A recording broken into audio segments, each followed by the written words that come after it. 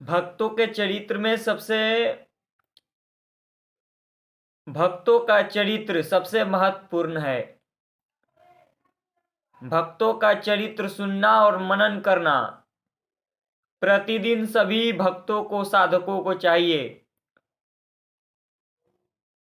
जो भी वैष्णव धर्म के मार्ग में, भगवान की उपासना के मार्ग में चल रहे हैं, तो उनको प्रतिदिन भगवान के भक्तों का लीला चरित्र अवश्य सुनना चाहिए। इसी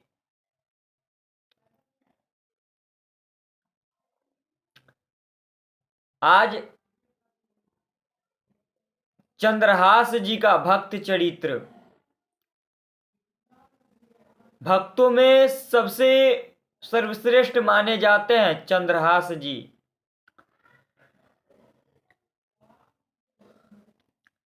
ये अनाथ चंद्रहास पर भगवान शालिग्राम की कृपा हुई थी।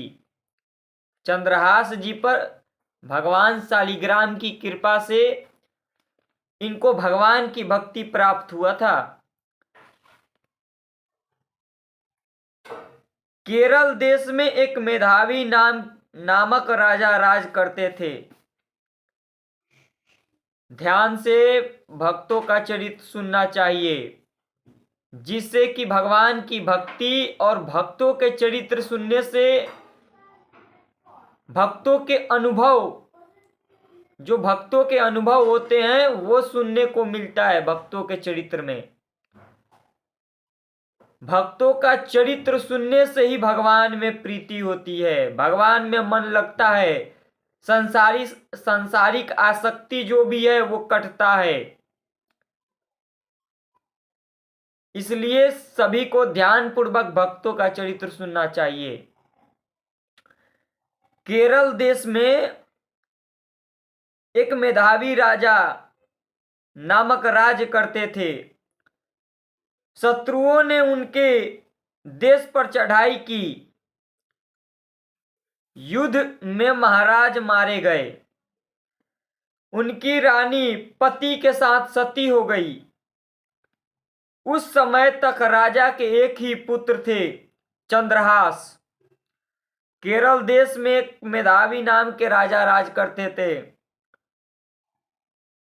शत्रुओं ने उनके देश पर चढ़ाई कर दिया। युद्ध में महाराज मारे गए। केरल देश के जो राजा थे वो मारे गए। उनका पुत्र, उनकी जो पत्नी थी, पति के साथ ही वो अपने शरीर को भी छोड़ दिया। जब पति मारे गए तो पत्नी ने भी अपना शरीर त्याग दिया। उस समय राजा के एक ही पुत्र थे और इनका नाम चंद्रहास जी था। यही चंद्रहास जी थे। ये केरल देश के मेधावी राजा के पुत्र थे। राजकुमारी अभी शैशवावस्था ही थी। राजकुमारी जो थी अभी शैशवावस्था ही थी, यानी कम उम्र के। धाय ने चुपके से उन्हें नगर से निकाला और कुंतलपुर ले गई। जो धाय थी, जिसे दासी कहते हैं, धाय माँ एक, जैसे महारानी किसी कार्य में बिजी होती है तो वो कारभार देख दाई माँ के हाथ में होता है। जो राजा की यहाँ एक रानी जो होती है राजा के, उनके नीचे धाय माँ होती है। धाय धाय ने चुपके से उन्हें नगर से निकाला। जब राजा मारे गए, उनकी पत्नी भी अपने शरीर को उनके साथ निर्वाह कर दिया। तब ये छोटे से बालक थे चंद्रहास जी। अब चारों तरफ राजाओं का, जो शत्रुओं का राज पर तो चढ़ाई हो गया था। अब कैसे कैसे बचाकर धाय माँ ने चंद्रहास जी को वहां से लेकर भागी कि इनको भी ना मार दें ये सब, क्योंकि वहां सब चढ़ाई कर दिए हैं। जो राजा के राज था उस पर सब शत्रुओं ने चढ़ाई कर दिया था। धायमा चुपके से इनको लेकर नगर से कुंतलपुर ले आ गई। वह स्वाभाविक स्वामिभक्ता धाय मेहनत मजदूरी करके राजकुमार का पालन पोषण करने लगी। चुपके से उस नगर से निकल के वो कुंतलपुर देश पास में पड़ता है, केरल के पास में कुंतलपुर, वहां लेकर चली गई और मजदूरी करके मेहनत करके राजकुमार का पालन पोषण करने लगी। चंद्रहास जी बड़े ही सुंदर थे और बहुत ही सरल तथा विनयी थे। चंद्रहास जी बहुत ही सुंदर थे और बहुत ही सरल थे, विनयी थे। सभी स्त्री पुरुष ऐसे भोले सुंदर बालक से स्नेह करते थे।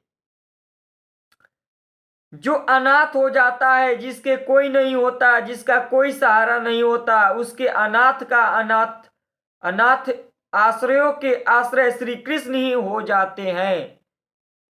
देखो, जिसका कोई नहीं होता, संसार में सभी ने छोड़ दिया है, तो उसको भगवान अपना लेते हैं।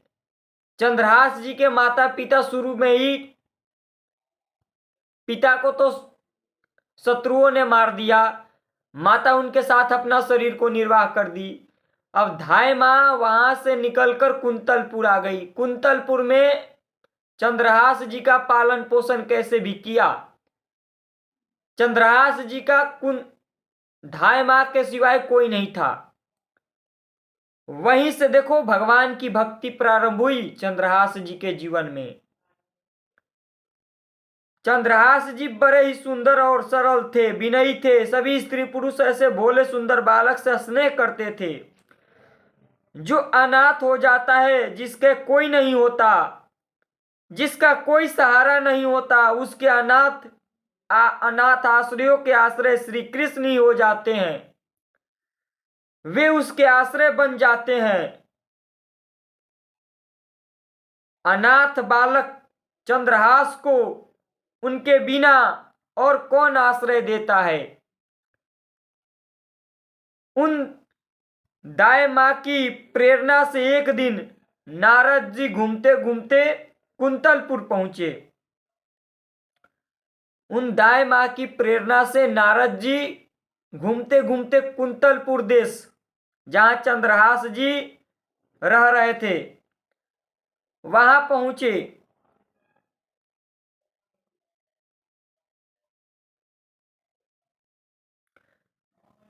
बालक को अधिकारी समझकर वे उसे एक शालिग्राम की मूर्ति देकर नाम मंत्र बता दिए। बालक को देखे कि ये भगवान की भक्ति में बहुत रुचि रखते हैं, तो नारद जी ने उन्हें एक शालिग्राम भगवान, वो शालिग्राम भगवान आते हैं, उनको दिया और नाम मंत्र दे दिया। स्वयं नारद जी गए कुंतलपुर, वहां चंद्रहास जी को भगवान का विग्रह छोटा सा और नाम मंत्र दोनों दे दिया। नन्हा बालक देव ऋषि की कृपा से हरि भक्ति हो गया। अब जिस समय वह अपने आप को भूलकर अपने कोमल कंठ से भगवान का गान करते हुए नृत्य करने लगता, देखने वाले मुग्ध हो उठते। भगवान के भक्ति में भगवान का नाम उच्चारण करते हुए, गान करते हुए चंद्रहास जी बचपन से ही ऐसे मग्न होने लगे, मग्न रहने लगे, नाचने गाते। मतलब जो भक्ति होती है भगवान की, जिनके अंदर हृदय में प्रवेश करता है, वो उनको किसी भी परवाह नहीं होती, किसी भी चीज की। वो कहीं भी शुरू हो जाएंगे। हाँ, अब ये बचपन से ही अपने मग्न में रहने लगे, मग्न में कभी नाचते, कभी गाते, कभी हंसते, कभी खिलखिलाते, और हर समय ये भगवान में अपने आप को लगाए रखते। हर समय अपने मन बुद्धि को भगवान में लगाए रखते। भगवान का नाम के सिवाय कुछ भी इनका जीवन में नहीं था। कभी गान करते, कभी नृत्य करते, देखने वाले मदमुग्ध होते। चंद्रहास को प्रत्यक्ष दिखता कि उसकी अवस्था परम सुंदर, सांवरा सलोना बालक हाथ में मुरली लिए उसके साथ नाच रहा है, गा रहा है। इससे चंद्रहास और भी तन्मय हो जाता है। कुंतलपुर के राजा परम भागवत एवं संसार के विषयों से पूरे विरक्त थे। कुंतलपुर के राजा परम भागवत थे और संसार के विषयों से पूरे विरक्त थे। उनके कोई पुत्र नहीं था। कुंतलपुर के राजा जहां धाय मां लेकर आई थी, वहीं के राजा परम विरक्त थे। विरक्त यानी वो भी भगवान के शरण में थे। राजा तो थे पर विरक्त थे। कोई भी सांसारिक प्रभाव उनके ऊपर नहीं था, पर उनका कोई पुत्र नहीं था। उनके कोई पुत्र नहीं था। केवल चंपक मालिनी नाम की एक कन्या थी। महर्षि गालवकों राजा ने अपना गुरु बनाया था। महर्षि गालवकों ने अपना गुरु बनाया था। गुरु के उपदेश अनुसार वे भगवान के भजन में ही लगे रहते थे। राज्य का पूरा प्रबंध मंत्री दृष्ट बुद्धि करता था। मंत्री की पृथक भी बहुत बड़ी संपत्ति थी और कुंतलपुर के तो एक प्रकार से वे ही शासक थे। उनके सुयोग पुत्र मदन तथा अमल उनकी राज्यकार में सहायता करते थे। उनके विषया नामक एक सुंदरी कन्या थी। जो कुंतलपुर के राजा थे, उनके एक विषया नामक मदन तथा अमल उनकी राज कार्य में सहायता करते थे। उनके विषया नामक एक सुंदरी थी। मंत्री की रुचि केवल राज कार्य और धन एकत्र करने में ही थी। जो मंत्री था वहां का, उसके अंदर केवल राज के ही और धन के ही लोभ था। वो राजकाज इसलिए संभालता था और धन उसके अंदर लोभ था, धन। और दिन रात वो राजकाज के ही कार्य में लगा रहता था। किंतु उनके पुत्र मदन में भगवान की भक्ति थी। वह साधु संतों का सेवक था। जो मदन था वो साधु संतों का सेवक था। इसलिए मंत्री के महल में जहां विलास तथा राग रंग चलता था, वहीं भगवान नाम कीर्तन भी होते थे। राज दरबार है, वहां तो बड़े बड़े आएंगे, हाँ, भोग विलास होगा, पर कीर्तन भी होता था। भगवत नाम कीर्तन भी होते थे।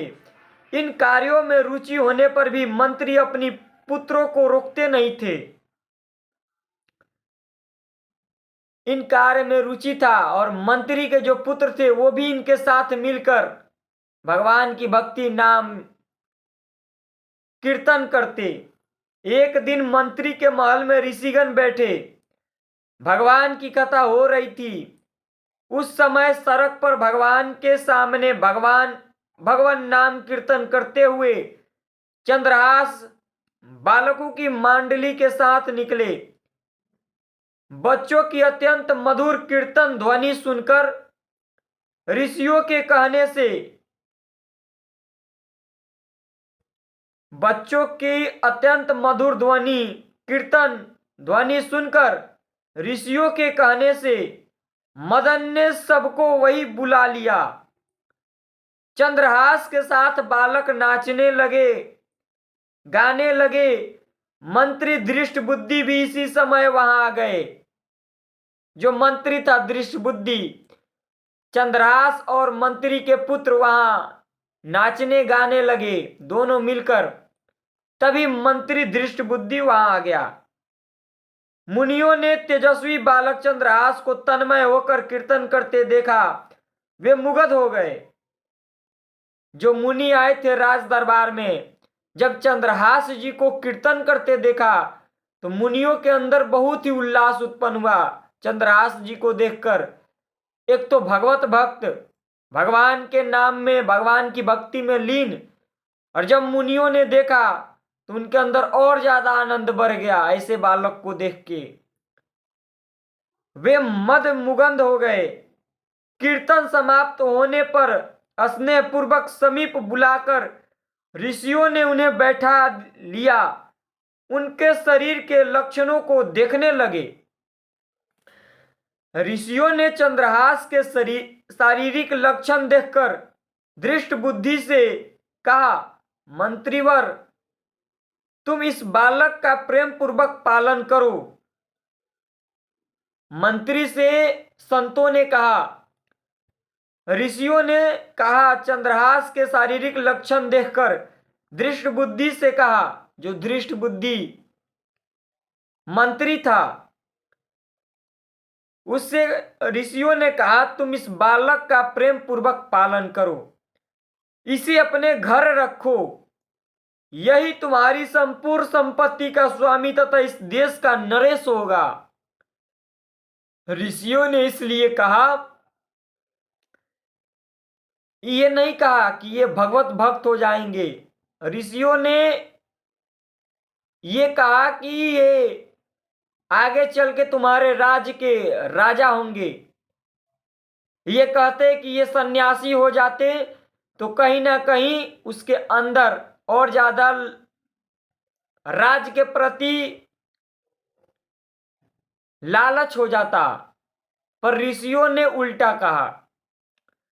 एक अज्ञात कुलशील राह का भिखारी बालक मेरी संपत्ति का स्वामी होगा। जब दृष्ट बुद्धि मंत्री सोचा कि एक ऐसे बालक जिसका माता पिता का पता नहीं है और कैसे भी हमारे राज्य में पालन हो रहा है, मंत्री का क्या था, उसके अंदर लोभ था, राज्य का, धन का लोभ था। अब उसके अंदर लोभ आ गया, राग आ गया, द्वेष आ गया, चंद्रहास जी के प्रति द्वेष हो गया उसके अंदर। और उसके मन में चलने लगा कि ये अज्ञात कुशलशील राह का भिखारी बालक मेरी संपत्ति का स्वामी होगा। यह बात दृष्ट बुद्धि के हृदय में तीर सी लगी। वे तो अपने लड़के को राजा बनाने का स्वप्न देख रहे थे, जो चंद्रहास जी के साथ कभी कीर्तन करता, कभी मोहन मदन। वो दृष्ट बुद्धि मंत्री का बेटा था और मंत्री अपने बेटे को स्वप्न देख रहा था कि राजा बनाएंगे। पर ऋषियों के देखो, भगवान की कृपा होती है तो ऐसे ही भगवान ऐसे ही मार्ग अनुसरण करवाते चले जाएंगे, पता भी नहीं चलेगा कैसे हो रहा है। देखो, ऋषि आए और ऋषियों ने मंत्री को कहा कि इस बालक का बहुत अच्छे से पालन पोषण करो, आगे चल के ये सम्राट होगा। पर इसके अंदर तो राग द्वेष भर गया, क्योंकि ये अपने पुत्र को बनाना चाहता था। कौन राज किसी और को दे? अरे यहां देखो, 1,000-2 लाख रुपए अगर मिल जाए तो किसी को नहीं दोगे, लोभ आ जाएगा। इतने बड़े राज्य का जिसके अंदर कार्य काज मिला है, वो भला कैसे कह सकता है कि किसी भी अन्य बालक को इस राज का राजा बना दे? नहीं, उसे लगा कि मेरे ही बेटा बनेगा। वह तो अपने लड़के को राजा बनाने का स्वप्न देख रहा था। अब एक भिक्षुक सा लड़का उनकी सारी इच्छाओं को नष्ट कर दे, यह उन्हें सहन नहीं हो रहा था। वो स्वप्न देख रहा था, हाँ, बहुत पूर्व से स्वप्न देख रहा था कि मेरा बेटा इस राज पर राजा बनेगा।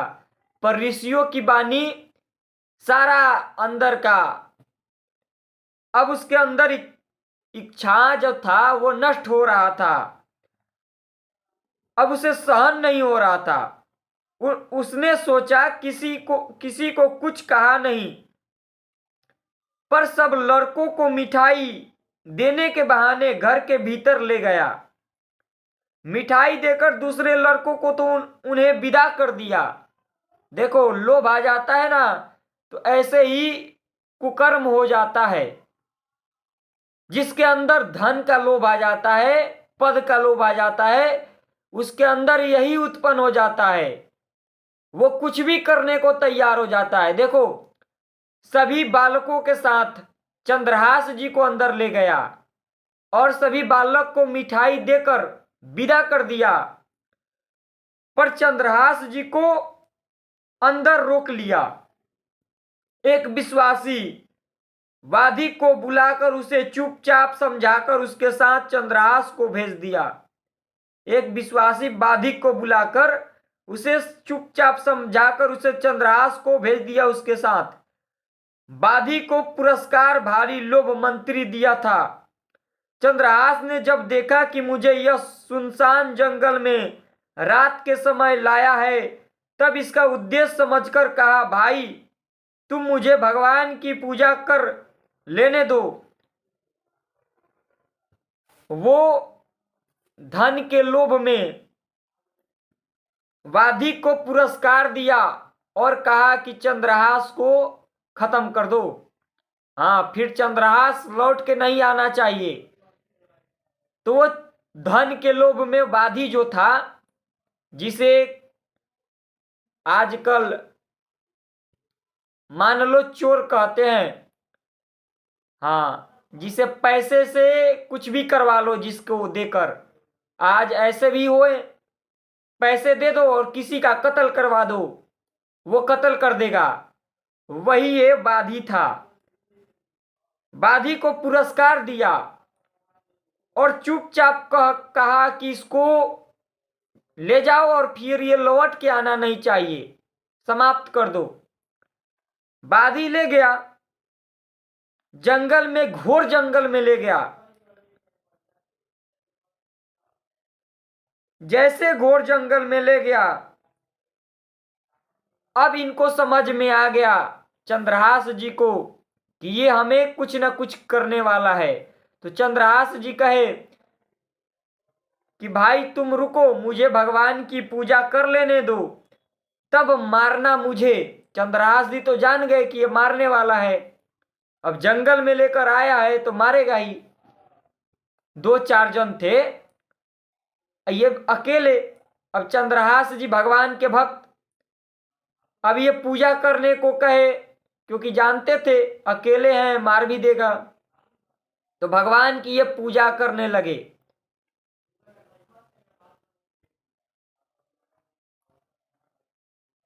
वादी ने अनुमति दे दी, कहा कि जाओ पूजा कर लो। चंद्रहास ने शालिग्राम जी की मूर्ति निकालकर और उनकी पूजा की। उनके सम्मुख गदगद कंठ से स्तुति करने लगा। भोले बालक का सुंदर रूप, मधुर स्वर तथा भगवान की भक्ति देखकर बाधी की आंखों में आंसू आ गया। जो बाधी था, मारने के लिए आया था, उनको लेकर मारने को, उतने कोमल बालक को देखकर और भगवान के गुणगान, भगवान के नाम का उच्चारण देखकर उसके मन पिघल गया, आंखों से आंसू आ गए। उसका हृदय निरपराध बालक को मारना स्वीकार नहीं करता था, परंतु उसे मंत्री का भय था। उसे उस मंत्री का भय था जो मारने के लिए आया था। वो तो बालक को छोड़ देता, पर उसको लगा कि अगर छोड़ देंगे तो मंत्री को क्या बताएंगे। उसने देखा कि चंद्रहास के एक पैर में 6 अंगुलियां हैं। वादी के तलवार से जो एक अंगुली अधिक थी उसे काट लिया। बालक को वहीं छोड़कर लौट गया। दृष्ट बुद्धि अंगुली देखकर बहुत प्रसन्न हुआ। उसे लगा कि चंद्रहास को मार दिया, पर चंद्रहास के पैर में 6 अंगुली थे। एक अंगुली जो था अधिक वो काट लिया, ये दिखाने के लिए कि चंद्रहास को हमने मार दिया, और चंद्रहास को छोड़ दिए जंगल में। उस मोह, देखो भगवान की भक्ति में अद्भुत प्रभाव होता है।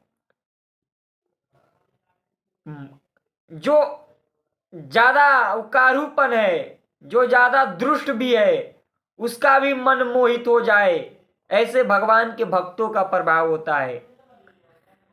वो अधिक था, उसे काट लिया, और दृष्ट बुद्धि को अंगुली दिखाया तो दृष्ट बुद्धि बहुत प्रसन्न हुआ। उन्हें लगा कि अपने बुद्धि कौशल से ऋषियों की अमोघ वाणी मैंने झूठी कर दी। कुंतलपुर राज्य के, उसे लगा कि ऋषि जो कह रहे थे कि ये राजा बनेगा, चंद्रहास जी आगे चल के राजा बनेंगे, अब तो चंद्रहास जी रहे नहीं, तो ऋषियों की वाणी तो झूठी हो गई, क्योंकि ऋषि कहे थे कि ये आगे चल के राजा बनेगा। अब तो ये सामने प्रस्तुत है, उसका शरीर का अंग हमारे सामने है, यानी वो मारा गया, अब कैसे राजा बनेगा। अब उसको लगा कि अब खत्म हो गया चंद्रहास जी। अब ऋषियों की वाणी वो झूठी समझने लगा। कुंतलपुर राज्य के अधीन एक छोटी रियासत थी, चंद्रपुर। वहां के नरेश कुलिंद किसी कार्य से बड़े सवेरे वन की ओर घोड़े पर चढ़ जा रहे थे। उनके कानों में बड़ी मधुर भगवान नाम कीर्तन ध्वनि सुनाई पड़ी। कटी अंगुली पीरा से भूमि में पैर परे परे चंद्रहास करुण कीर्तन कर रहे थे। राजा कुछ दूर से बड़ी आश्चर्य से देखा कि एक छोटा सा देवकुमार जैसा बालक भूमि पर पड़ा है। उसके चारों ओर अद्भुत प्रकाश फैला। वन की हरियाली उसके पैर चाट रही। पक्षी उसके ऊपर पंख फैलाकर छाया किए हुए उसके लिए वृक्षों के पके फल ला रहे हैं। राजा के और पास जाने पर पशु पक्षी वन में चले गए। राजा के कोई संतान नहीं थी। उन्होंने सोचा कि भगवान ने मेरे लिए यह वैष्णव देव कुमार भेजा। जो राजा थे, कुंतलपुर के राजा थे, वो जंगल में शिकार खेलने के लिए गए। बड़े सवेरे घोड़े पर चढ़ कर जा रहे थे। उनके कानों में बड़ी मधुर भगवान नाम कीर्तन ध्वनि सुनाई पड़ी। कटी अंगुली पीरा से भूमि में परे परे चंद्रहास करुण कीर्तन कर रहे थे। राजा ने कुछ दूर से बड़ी आश्चर्य से देखा कि एक छोटा देव कुमार जैसा बालक भूमि पर पड़ा है। उसके चारों ओर अद्भुत प्रभाव फैला। वन की हरियाली उसके पैर चाट रही है। पक्षी उसके ऊपर पंख फैलाए छाए किए हुए हैं। उसके लिए वृक्षों के पके फल ला रहे हैं। राजा के और पास जाने पर पशु पक्षी वन में चले गए। राजा के कोई संतान नहीं थी। उन्होंने सोचा कि भगवान ने मेरे लिए ही यह वैष्णव देव कुमार भेजा है। देखो भगवान का लीला। चंद्रहास जी को मारने के लिए जंगल में छोड़ा गया, और वहां भी भगवान नाम कीर्तन के द्वारा जो कुंतलपुर के राजा थे, उनको भगवान के नाम कीर्तन खींच ले गया उन चंद्रहास बालक के पास। और वैसे भी उनका कोई संतान नहीं था। जो कुंतलपुर के राजा थे, उनका कोई संतान नहीं था, निसंतान थे, और वो भी भगवत भक्त थे। वो भी वैरागपूर्ण जीवन जीते थे, संसार से राग रहित होकर जीवन बिताते थे। और ऐसे भगवान नाम कीर्तन जब ध्वनि सुनाई पड़ा तो उनका मन और ज्यादा आकर्षित हो गया, क्योंकि जो भक्त होता है, एक तो ये भक्त थे ही, राज में थे, कोई संतान नहीं था, पर ये वैष्णव भक्त थे। ये राजा तो थे ही, पर घोर विरक्त थे।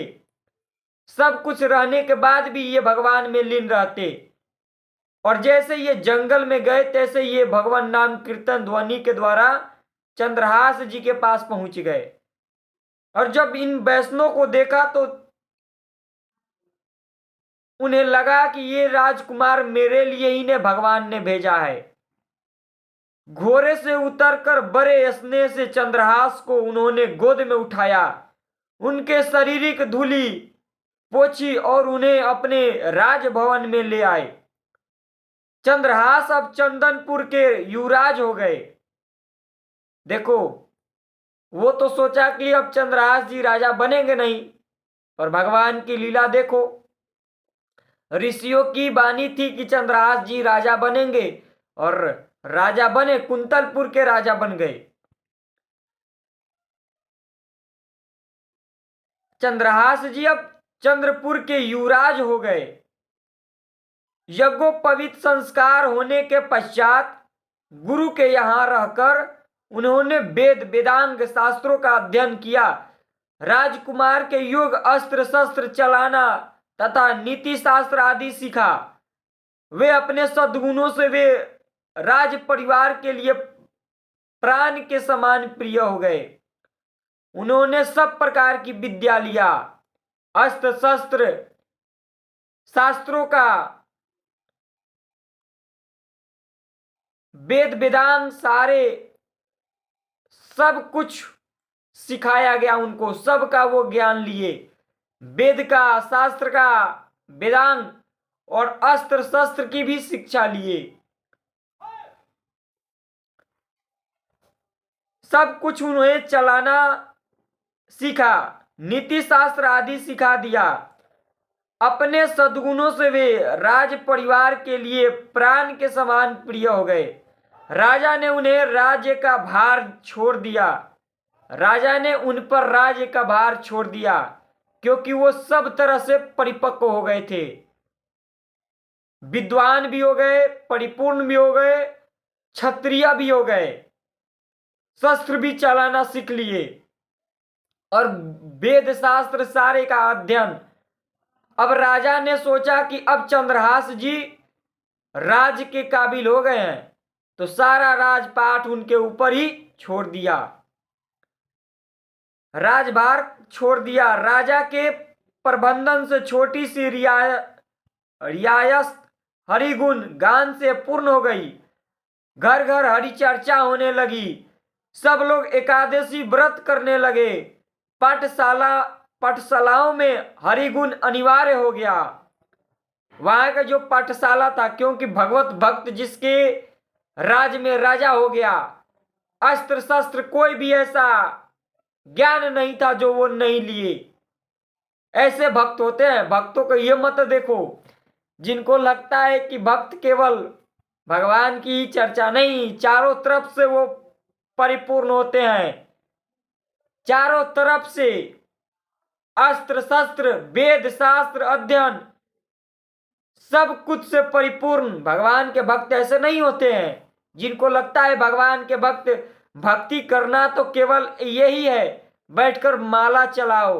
देखो, ये राजा बन गए, उस राज का राजा, उस राज में जितने भी गुरुकुल खुल गया, वहां वेद वेदांत सभी को पढ़ाना सिखाया गया। पाठशालाओं में हरिगुण गान अनिवार्य हो गया। जो पाठशाला था उसमें हरिगुण गान होने लगा।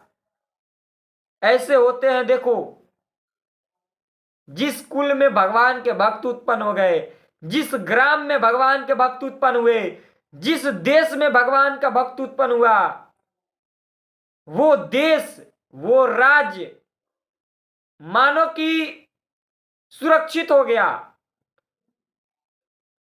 देखो, भगवान के भक्त जिस कुल में उत्पन्न होते हैं, जिस राज्य में उत्पन्न होते हैं, ऐसे होते हैं भगवान के भक्त। पाठशालाओं में भगवान की हरिगुण गा चलने लगी, अनिवार्य हो गया। अब चंद्रहास जी चंदनपुर रियासती की ओर से कुंतलपुर को 10,000 स्वर्ण मुद्राएं कर के रूप में प्रतिवर्ष दी जाती। चंद्रहास ने उस मुद्राओं के साथ भी बहुत से धन, देखो चंद्रहास के साथ दृष्ट बुद्धि का षड्यंत्र, जो दृष्ट बुद्धि था, दूसरा ये पाठ है, दृष्ट बुद्धि जो था, इतना ही रहने देते, अगले एपिसोड में ये देखेंगे दृष्ट बुद्धि और चंद्रहास, कैसे दृष्ट बुद्धि ने चंद्रहास को फंसाने का प्रयास किया। अब दृष्ट बुद्धि को भी पता चल गया था, चंद्रहास जी राजा हो गए थे कुंतलपुर के। अब अगले चंद्रहास के साथ दृष्ट बुद्धि का षड्यंत्र, इतने ही सब एपिसोड में है। अगला एपिसोड भगवान के भक्तों का और चंद्रहास और दृष्ट बुद्धि का षड्यंत्र कैसे आगे बढ़ा, कैसे दृष्ट बुद्धि का षड्यंत्र को चंद्रहास ने नाश किया, आगे देखते हैं। तब तक जय श्री राधे, जय श्री कृष्णा।